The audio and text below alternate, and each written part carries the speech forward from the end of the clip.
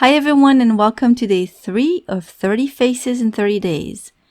Today I didn't want to spend too much time on the portrait because I did yesterday and I have other things to do. Plus I had to edit this video as well. So I found a great picture on the Sketchy app in black and white with a lot of black, which is very easy to just block in. And for that I use my modified Pentel brush pen with black ink in it. And the reason why I said modified is because I put my own ink in it. It's the platinum carbon ink, which is waterproof. And so I used this brush pen to block in all the big black areas, which ended up being very quick. And for the details, I used my brand new Higgins Black India ink, which I'd never tried before. I just received it and I've been wanting to try it for a long time. I did this portrait on my Pentalic watercolor journal, which is a 140-pound watercolor paper. And I've done some similar portraits before with my deleter, I never know how to pronounce it, black ink from Japan.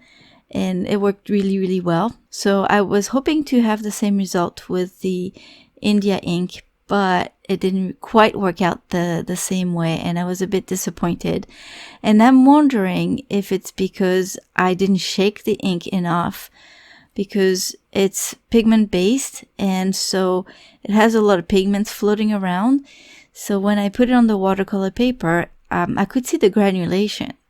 So that's why I'm wondering if I should have shaken the bottle a lot more to mix the ink better. I'm not sure. If you've ever tried this ink, I'm sure a lot of you have, please let me know.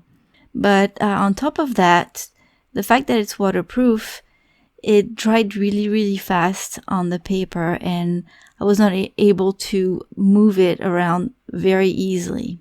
So I'm going to have to get used to this ink compared to the other one that I like to use. So I did struggle with this portrait. It was not as easy and fun to do.